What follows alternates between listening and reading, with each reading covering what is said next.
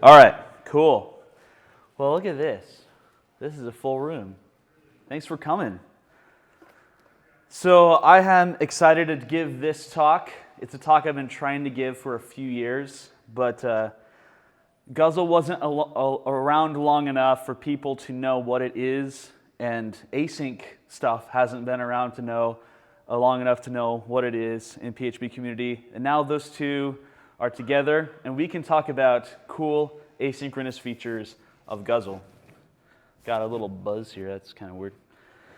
So how many of you have used Guzzle before? So that's awesome.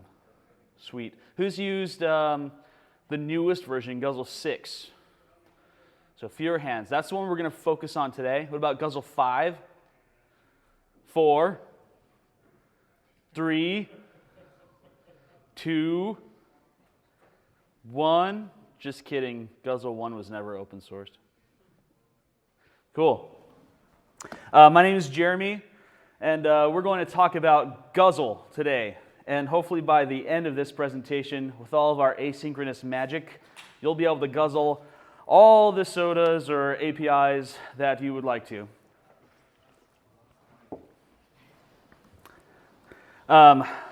I'm Jeremy again, or Jeremy Amaya on Twitter. I currently work for McGraw-Hill Education. I just started there about 2 months ago. Previous to that, I was with Amazon Web Services. One of the fun things that I got to do working at Amazon Web Services was build the AWS SDK for PHP, along with my coworker Michael Dowling, who is the author of Guzzle. And we got to spend some of our cycles on Guzzle development as well as the SDK while we were working, which was really cool. I'm also the president of the Seattle PHP user group currently, and helped organize the Pacific Northwest PHP conference that happened in September. And sometimes I moonlight as a character on the internet called the PHP Bard. So we are going to talk about Guzzle today. We're going to talk about curl. We're not going to get too deep into curl because that's the whole reason why we use Guzzle, is to avoid getting too deep into curl. We're going to talk about HTTP a little bit. PSR-7, which they mentioned in the keynote. Talking about asynchronous requests. Talked about promises. Who has used promises before in PHP, JavaScript, and or other languages? Okay, you guys were the ones that probably won't get lost. But I'm going to try to make it as easy to understand as possible. And then coroutines. That's the point where everyone will get lost. So Guzzle is an HTTP client library for PHP. It is a wrapper around curl, a very robust wrapper around curl, that is. But it also supports other underlying protocols like PHP stream wrappers. And you can even build custom ones. It is a Guzzle 6, the newest version, is a PSR-7 compliant. And Guzzle has been around for about 4 years, I think, total, maybe 5 at this point. It's a pretty popular library, though. If you check our GitHub repo, 5,700 plus stars, and it's been installed, including all versions of Guzzle, over 15 million times. So that's through Composer. So that's pretty awesome. But basically, it is the opposite of a framework. A framework takes incoming requests and sends back a response. Guzzle sends out requests and gets back responses. It's for consuming web services, not implementing web services. My favorite thing about Guzzle, what do you think it is? Any guesses? No. I hate the name. I don't have to do curl ops when I execute my request. That's my favorite feature. I don't have to, yeah, thank you. I don't have to go look at the curl docs every time I make a request, because Guzzle handles all of that stuff for you, at least all the stuff that you would typically use. So Guzzle, there are basically 3 packages that are kind of part of the core of Guzzle 6. There's the Guzzle Core package, which includes all of the HTTP-related client stuff. And there's PSR-7, which implements the PSR-7 spec, which creates request and response objects and has a whole bunch of cool functions and things around that, streams, URIs, has objects for all those things. So that can actually be used outside of Guzzle Core if you're interested in a PSR-7 implementation. Then there's also the Guzzle Promises library, which really serves as the foundation of our ability to do and understand the way that the asynchronous requests work. So we're going to talk a bit about that here in a minute. The composer packages are named exactly the same, except they're called Guzzle HTTP, but all the package names themselves are exactly the same, so they're pretty easy to find. And if you get lost, you can always go to guzzlephp.org, which has the documentation and links to all of the latest Guzzle resources. So, before we can really get too deep into Guzzle, we have to talk about HTTP. Honestly, I don't want to talk about HTTP. The HTTP spec is really, really boring. So I turned it into a game. We're just going to cover the basics. So I have 3 prizes up here on the table, okay? And we're going to give those out by playing a little game called HTTP Jeopardy. But I need someone to help me be the judge. You don't get a prize, I'm sorry. The judge does not get a prize. Is there anyone here that I know that I don't want to give a prize to? All right, I don't actually... David, I know you. Come up here and be the judge. You don't get a prize, sorry. But let's give him a round of applause as something. All right, you're just going to tell me who raises their hand first, so I can be an unbiased host. All right, so it is Jeopardy rules, so you must answer in the form of a question. I will read the question. The first person to raise their hand after the question is finished being read, that's the key part, David will call you and you'll get a chance to answer. And of course, you get it wrong, you have to give me a prize. Right? Jeopardy, okay, never mind. We'll call it good on that. All right, question 1. This status code is used to denote success, but with no content to include in the response body. What is 204? Nice save. Don't raise your hand until he's done. Come and pick a prize. We have the blue bag, the purple bag, or the green bag. Oh wait, one catch. If you pick a prize, you have to make sure to tweet about what's inside of it so everyone else knows. I can do that. Okay. All right, question number 2. Oh, by the way, yeah, what is 204? That was the answer. Question number 2. This part of the URL is optional and is preceded by a hash symbol. Boom. What is the fragment? We got a green or purple bag up here for you.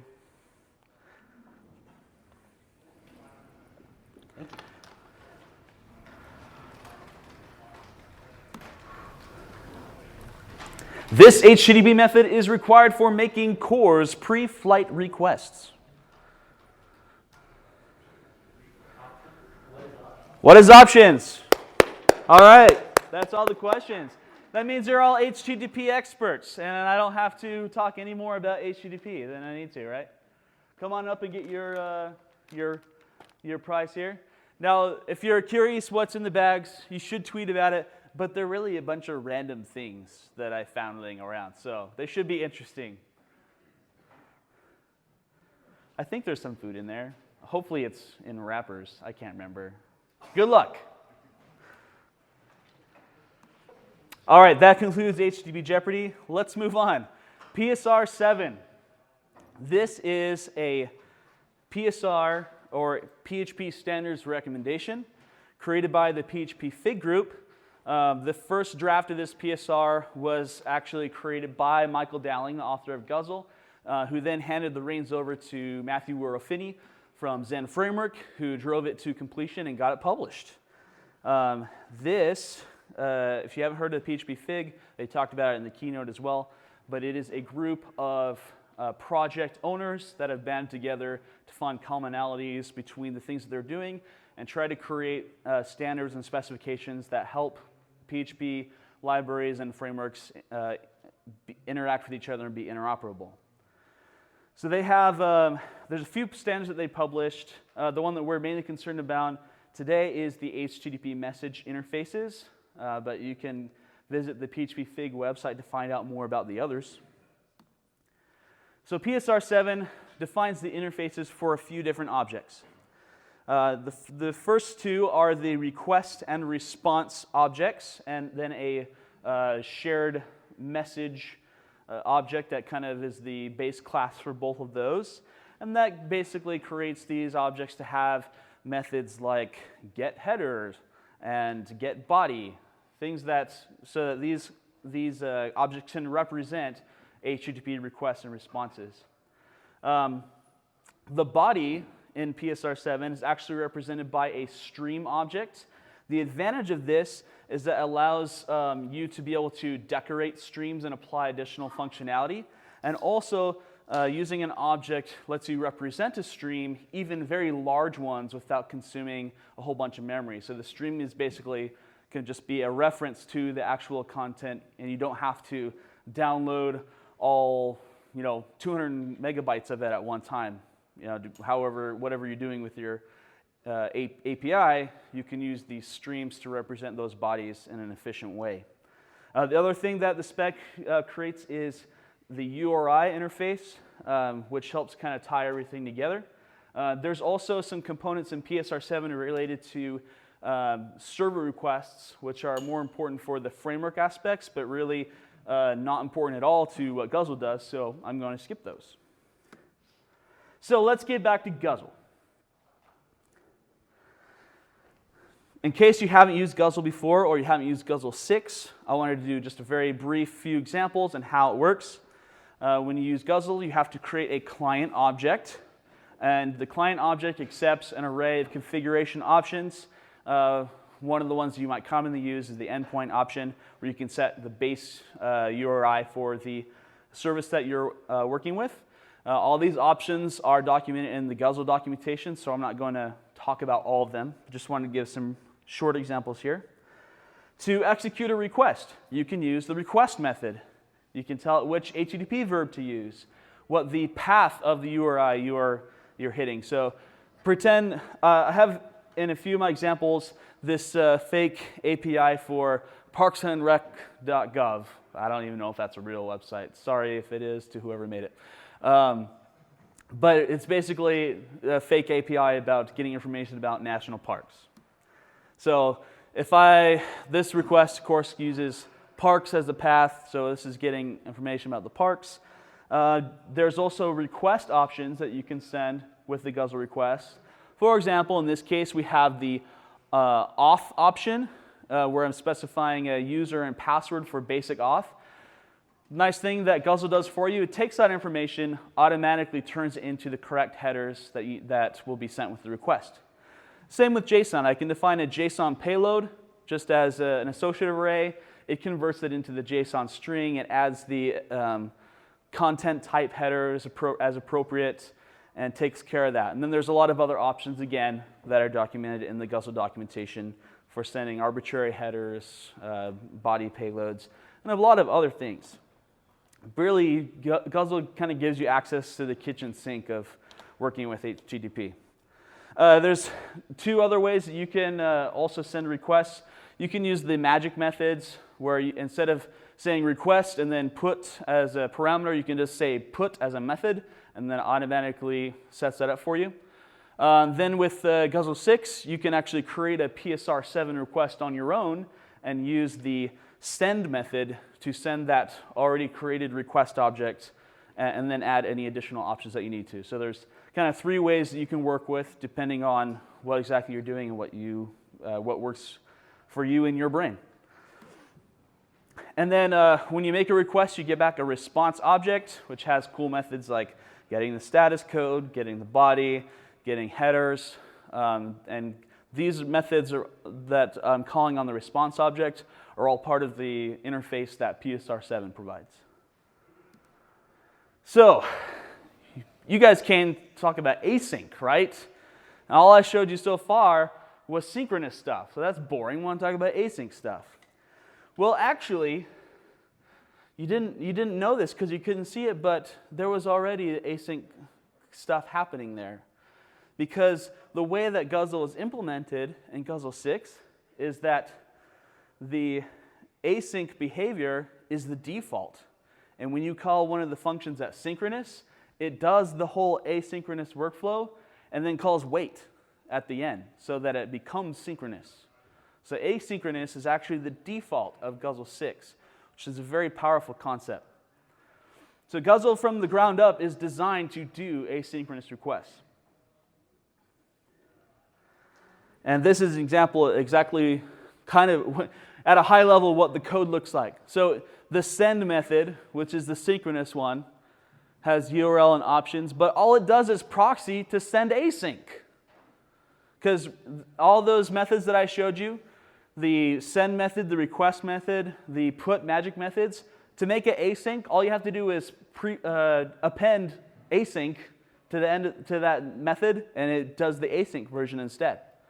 So when you call send, it actually proxies to the send async method and then waits for the result. Becomes synchronous. If you want to use Guzzle asynchronously, you use those async methods, but instead of getting back a response object, you get back something called a promise. And you can wait on that promise if you want to. We're going to talk more about the waiting aspect in a few minutes. But let's talk about promises. Promises are the main ingredient of async awesome sauce. I bet you didn't know that. It is. It's kind of like adding salt to things. You just add promises to things, it becomes async magically, right? So what is a promise? Promises, as they are implemented in Guzzle, actually follow an existing specification from the JavaScript community called the Promises A+ spec. And this spec says that a promise, and I have in parentheses, is an object because JavaScript doesn't really have objects. In PHP, though, we're using objects. And promise is an object that represents the eventual result of an asynchronous operation. And a promise can have various states. So a pending promise is one that's been created but has not been resolved yet. When you resolve a pending promise, you either fulfill it with the result or you reject it with a reason. So a promise can be either pending, fulfilled, or rejected. Does that make sense? There's only 3 states and not like 20, so it's pretty simple. So once a promise is resolved, that promise actually becomes immutable. You can't change the state of it anymore. All you can do is create new promises. And a promise, by definition, has a method called then.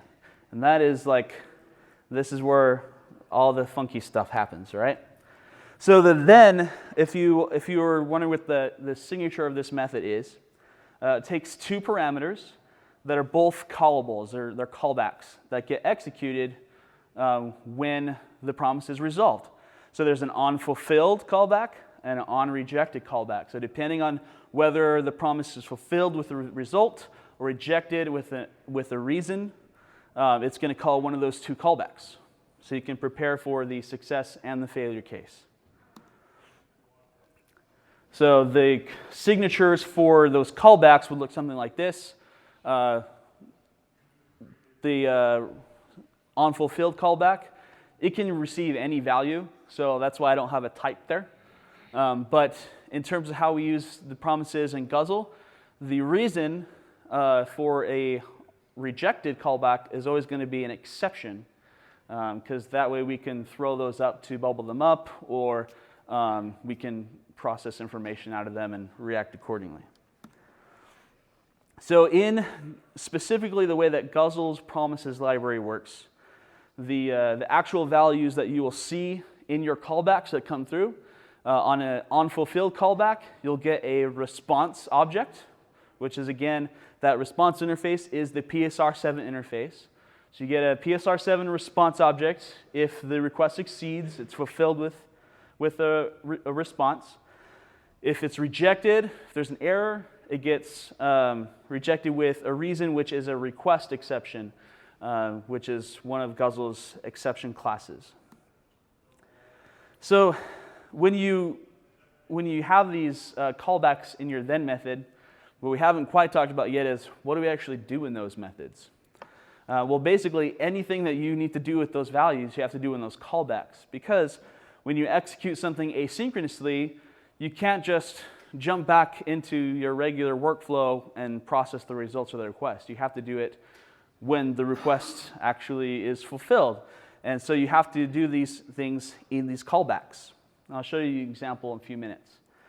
But using the callbacks in the then method, you can actually change the state of the overall promise as it goes through this workflow. So in the call, and this is true for either the onfulfilled or the onrejected callback. So if you return a value from those callbacks, that becomes the value of the promise. The promise is fulfilled with that value.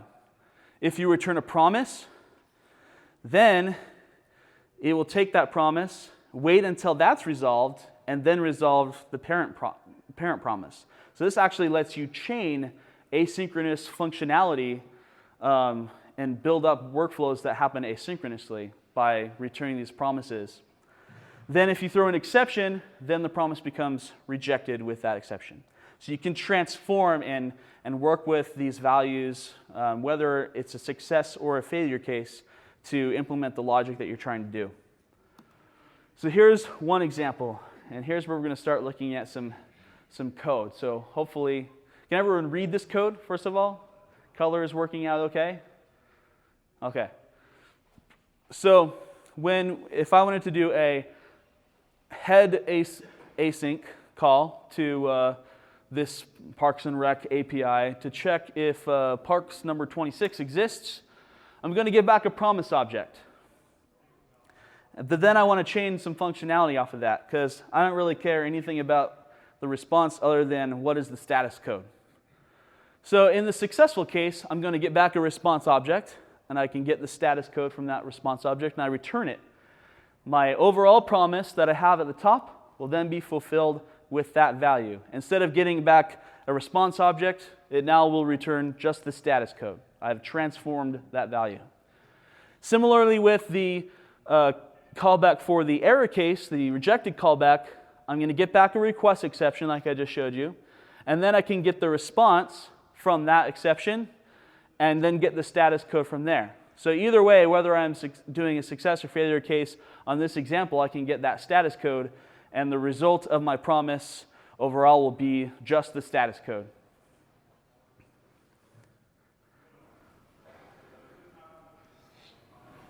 Making sure people don't look totally lost. Good? Okay.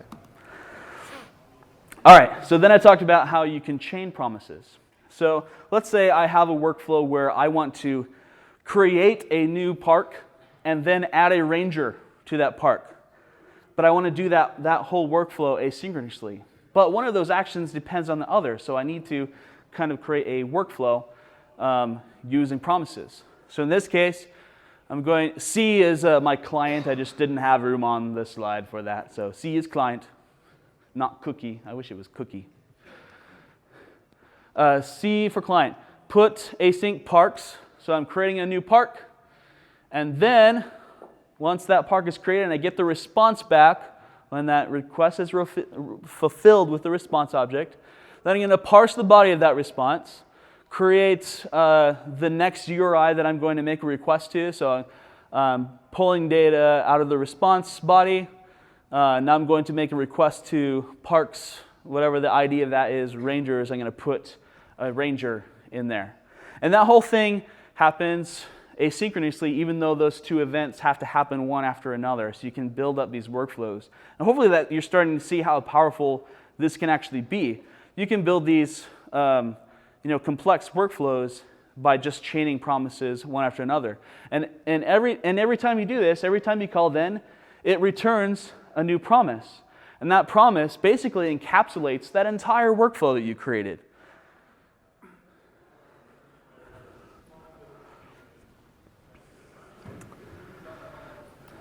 This is basically just a representation of what that code is doing. I have a promise for putting the park, then chained to that is a promise for putting the ranger, and then that is encompassed by the entire promise that gets fulfilled once both of those are fulfilled. Why is that a promise for get part? What's that? Why isn't it a promise for get part as opposed to put part? Because I'm creating a park. Oh, you're creating. Yeah, the workflow, I create a park and then add a ranger. Yeah, but you can do any method, doesn't matter, whatever your workflow is. So the cool thing about promises is that they are an object, and you can compose them together. The Guzzle Promises library has a lot of cool functions that are included that allow you to combine promises in certain ways. So you can have like 5 promises, and then you say promise all is the function that returns a new promise that's fulfilled once all 5 of those promises are fulfilled. Then you can also do things like race conditions. You can say promises sum, and then put in a bunch of promises, and that will return once you can specify a number, like only 2 out of my 5 requests have been fulfilled, then I'll fulfill a promise. So there's lots of different ways you can do it, depending on what you're doing. This one is called each limit. This is actually for doing kind of a set of concurrent promises or requests at a time. And so I can give it an array or an iterator or a generator of promises as the first argument here. I can tell it how many of those requests I want to be going on concurrently. So I can kind of control the bandwidth of what I'm doing there. And then I can give it an unfulfilled and unrejected callback that gets applied to all of those promises in that iterator or array that I'm passing in. So this is basically how you can batch things, but it's in a pool. It's a rolling pool. It's not really batches. And it's all async. And it all fundamentally gets reduced to a single promise that gets fulfilled once all of those promises are fulfilled. So everything always boils down to one promise in the end. It encapsulates the entire workflow that you build. So just to give you an example of how Guzzle used to work versus how it works now, Guzzles always let you do concurrent requests. But the way that it does it has changed now that it supports more asynchronous features. Who said they used Guzzle 3 before? That was really the kind of the most common version of Guzzle before the new ones came out. It used a technique of batching to do concurrent requests. So let's say I have a collection of 9 requests that I'm doing, but I want to limit them to only 5 at a time. Basically, in the old version of Guzzle, it will execute 5 of those requests, but it waits till all of those 5 are done before doing the next set of 5 or however many are left. So you end up having a bunch of wasted time there. With async and in the new Guzzle, it's more of a rolling queue of requests to do. And it doesn't waste any time. As soon as any one request in that pool is finished, it pops another one off the queue of requests to do and does that. So by definition, it's going to be faster than the old way because it's taking advantage of the empty time.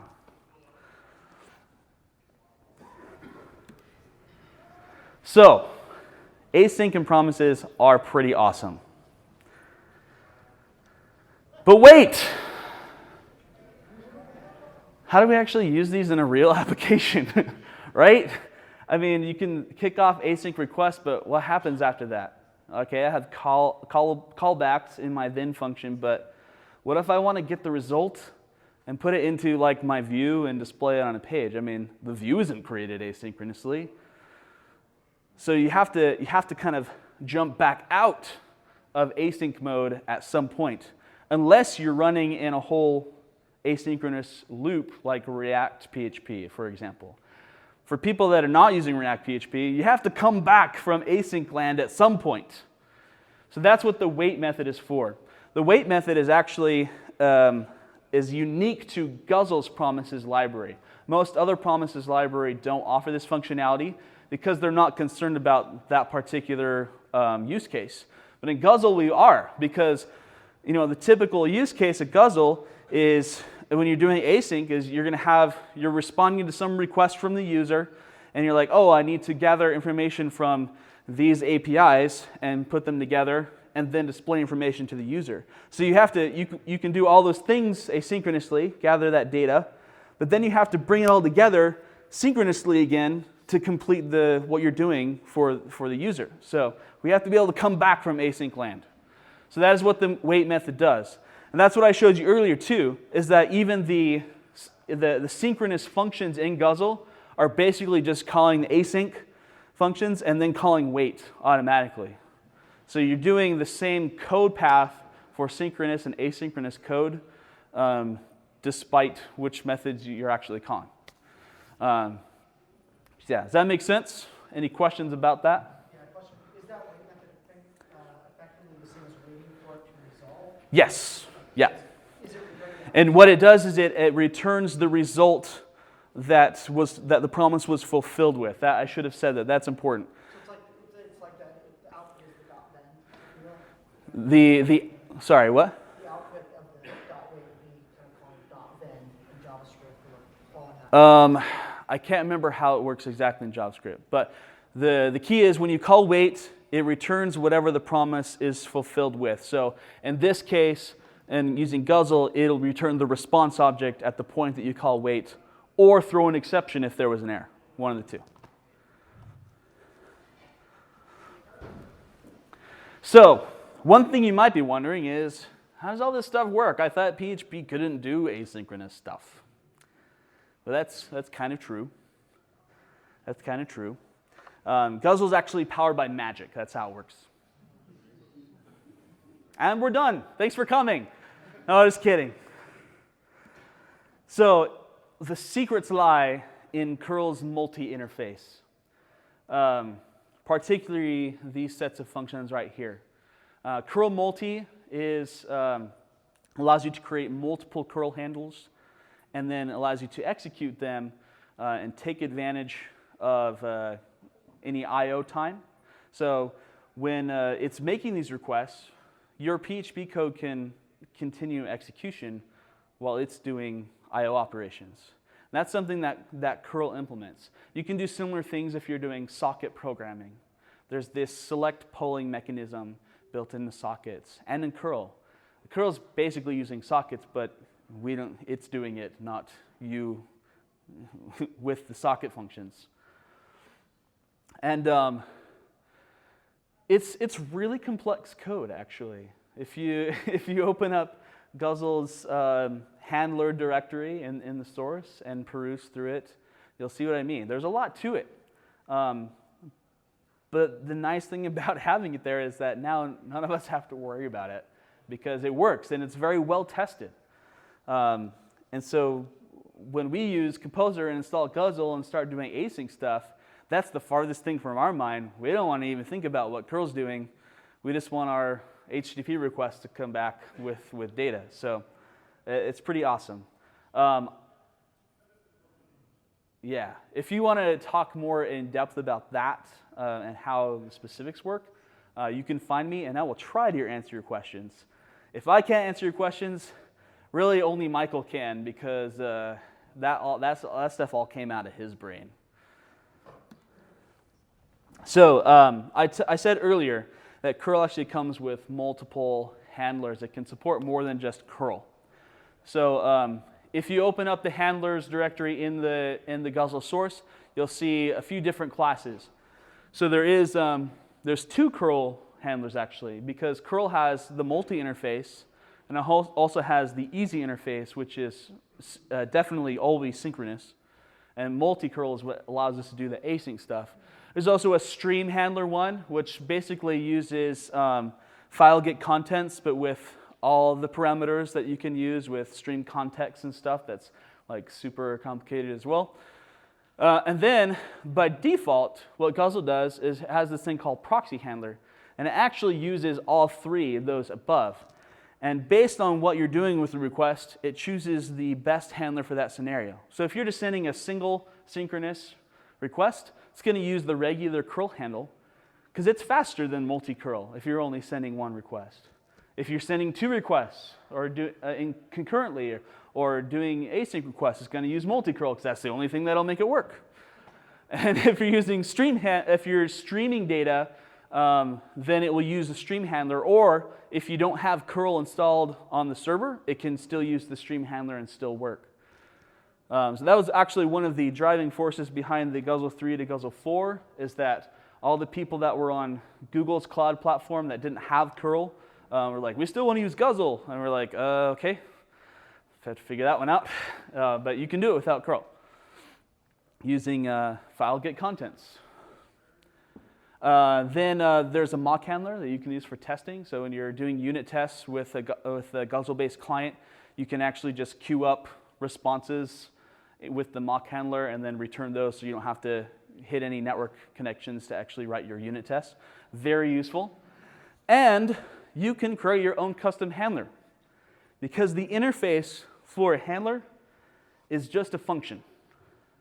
It's a function that takes a PSR-7 request object and an array of options and returns a promise that resolves to a response. So you can write your own handler to use whatever you want to. Now obviously we have curl and stream handlers, which are the two obvious ones, but there's still other ways to do it. Like if you wanted to use raw sockets, you could do that, and you can implement a handler for that. Whatever fits into the system and the constraints that you have, you can actually make Guzzle work with that and still get all the cool promises, interfaces and stuff on top of whatever underlying mechanism you're actually using to do the HTTP request. So very cool. In fact, someone in the Guzzle community, I cannot pronounce either his screen name or his real name, but that's it right there. Rehaximus? He created a React PHP handler for Guzzle. Has anyone used React PHP before here? So React PHP is basically like a Node.js system, but built on PHP. So it has a continuously running event loop where everything happens on ticks, and it actually lets you can create a server with your PHP code and have things just, you don't even need Apache, you just send it to your PHP application and it acts as server, just kind of like how Node.js has its own server. You can implement your own server in Node.js, I mean. So he uses React PHP a lot for stuff that he does, and he's like, well, I want to be able to use Guzzle because I like the way that Guzzle works, but I'm using React PHP, so I can't use curl and I can't use the stream handler because the way that you're doing async is not the same as the way that React uses async. And so he created a handler that basically still uses all of the Guzzle stuff, but then instead of doing curl async stuff, it uses the async stuff that's built right into React PHP. And so he can still use Guzzle and it works exactly the same, except that the underlying mechanism fits his workflow and his software that he's using already. And yeah, you can look that up. I can't remember. It's Rehaximus React Guzzle PSR-7. If you search for that, it will definitely come up. So I wanted to give some practical examples of how I've actually used async stuff before. Because just looking at this stuff, you're like, yeah, in theory that's cool, but I can't really think of anything off the top of my head that I'd actually do with this, except maybe, do 2 GET requests to get 2 pieces of data, which is really a boring use case. So I wanted to I have 2 examples that I want to share with you. The second one is where we'll get into coroutines and where all of your brains will explode, and I'll just walk out because, yeah. So example 1.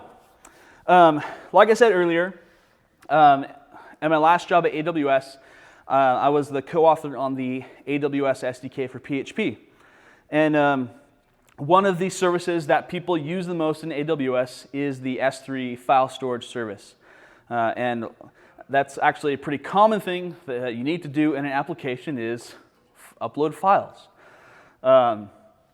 And so in the SDK, well, most of the time in the SDK, we kind of just do like a very simple one-to-one correspondence between what the SDK methods provide versus what the AWS services provide. With S3, we have a few deeper integrations to make that upload experience a little bit easier, because the API, in some cases, is kind of difficult. So, the way that Guzzle normally works, if you want to look at it as kind of the onion model, is you have this on the outside request and response layer, and then the Guzzle handler layer. And all that area in between there is middleware, which I'm not talking about today, but is very cool. I could do a whole talk just about Guzzle middleware and middleware in general. And then inside the goopy core is that curl magic that we're not going to bother with. It's the magical unicorn rainbow stuff. So in the Aws SDK, we basically add an extra layer. And we have something that we call a command object. And when that gets executed, underneath the hood, it's doing a request and getting a response back. Then it takes that response, processes it, parses it, turns it into a result object, which is basically just an array accessible object. So we have this command result layer, and there's middleware in between in there and the request layer too. So the way that the commands actually work is that they are promise-based as well. So we have a command, we execute a command, we get back a promise. That promise is resolved when the underlying request promises is resolved. And there's a then method that does the response parsing, and that needs to be resolved before the overlying promise for the command is resolved. So we have this command result system, but it all gets encapsulated as a promise value. The workflow for that just comes back as a promise. When it gets resolved, we get back the result object. So I'm going to represent that whole unit of work there as just that purple box on the right. So command layer is purple. Remember that. So we're going deeper down the rabbit hole here. So a regular upload in S3 uses an operation called put object, and it supports files that are up to, oh man, I should remember this. I don't remember. We'll say 500 megabytes for the sake of the conversation. So it supports a finite amount of file size. So if you have a file bigger than that, you have to use a different set of APIs, the multi-part APIs. And this is where the upload stuff gets complicated in the S3 API. So to do a multi-part upload, which supports objects from anywhere from 5 megabytes to 5 gigabytes, I remember that number, you have to do it in steps. So you have to do an initiate operation. And then you have to do several part uploads. So you upload it in chunks. In the S3 API, you have to basically say, this is from byte here to here, and they have to be equal parts all the way up until you get to whatever's left over at the end. And then you call a complete command. So each one of those is, each distinct command is a promise. Then I have this pool of promises. That pool of promise is actually resolves to a promise itself. So I have all these promises for each of these operations that I've coded the logic around for this workflow inside the then methods of what I'm calling these promises. And then that whole thing itself, for doing a multi-part upload, again, gets encapsulated into a single promise. So we're creating basically building blocks of our workflow that we're trying to accomplish here, where each unit ends up as a promise. Okay, so now on top of that layer, there is a single function called upload that it doesn't matter what size your object is. It examines your object and chooses the best strategy, whether it's a multi-part upload or a single put object operation. And that operation gets encapsulated as a promise. And then we have one more layer. There's a method for uploading a whole directory of files. And it creates a pool, which resolves to a promise, of those upload operations that encapsulate the single upload and the multi-part upload, which encapsulates all of its commands. And that whole thing resolves to a promise. So we end up, if you put it all together, all the different pieces, building blocks, you have this workflow here that, again, the entire thing resolves to a promise. So when I'm actually using the SDK itself, this gets encapsulated, and I'm just calling upload directory. This is my directory, this is my bucket, and it does it all. But it can do it asynchronously, all those operations. And all of that logic is encapsulated in those promises. And now the fun part. So, as you can imagine, when you're creating these asynchronous workflows, it can probably get pretty complicated. Like the code that you're actually writing with all these then methods and callbacks and all sorts of crazy stuff like that. If I was to write out all of that code, we'd be looking at like, what the heck is this doing? Because asynchronous stuff is kind of complicated. And that's why, promises are a great abstraction over these asynchronous units of work, basically. But coroutines are another type of abstraction that is related to asynchronous workflows. I'm going to show you how these work in another example. And like I said earlier, this is probably where I'll lose you. But hopefully not. Hopefully I can explain it well enough that you at least remember what the word is and can look it up later. So what is a coroutine? Can someone else explain it? I didn't really have anything prepared. Just kidding. No. I got this. Okay, so a coroutine is a function that can suspend and resume its execution. What?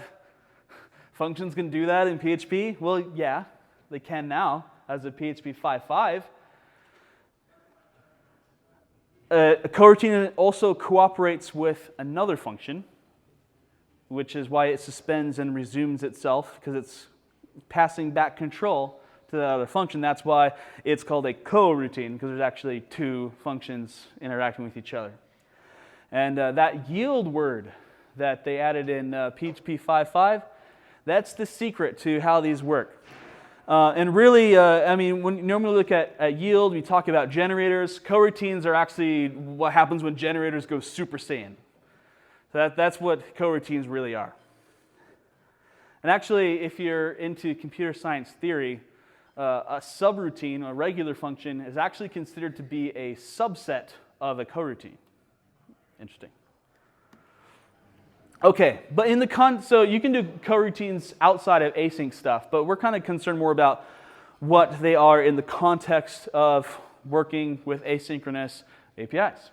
So in Guzzle, when you create a coroutine, coroutines will yield promises to the other function, and when those promises are resolved, the resolved value gets sent back into the function so that it can resume. And the coroutine itself, of course, ends up as a promise. Everything ends up as a promise. So why do we do coroutines? Because, as you'll see, it enables you to write asynchronous code logic as if it's procedural. It makes it really easy to understand. Because you're not having all these callbacks and then methods. You can actually create the workflow just as a step-by-step process, as if you were writing a regular function. So now we get to our example here. I think, good on time. Okay. For this example, this is from something that I worked on just a few weeks ago at my job at McGraw-Hill. There's a particular API that I was writing a client for, and of course I chose to use Guzzle. But the way that you do authentication was a little bit complicated. A little bit. Okay, let's walk through this, just so you kind of get an idea of what I'm trying to accomplish. So the way that the workflow works is there's two kinds of commands that this API has. There's ones that I'm calling app command and then a regular one. They require two different kinds of authentication. Other than that, they are the same. So I say in my workflow, I need to account for all these things. I say, hey, is it an app command? Yes, okay, just execute it. If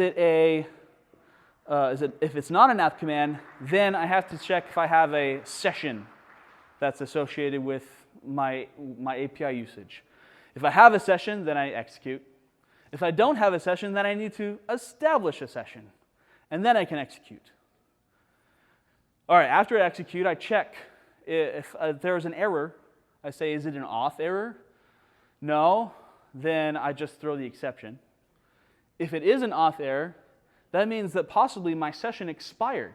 So I reestablish a session, and then re-execute the command, and get the result. Does that make sense?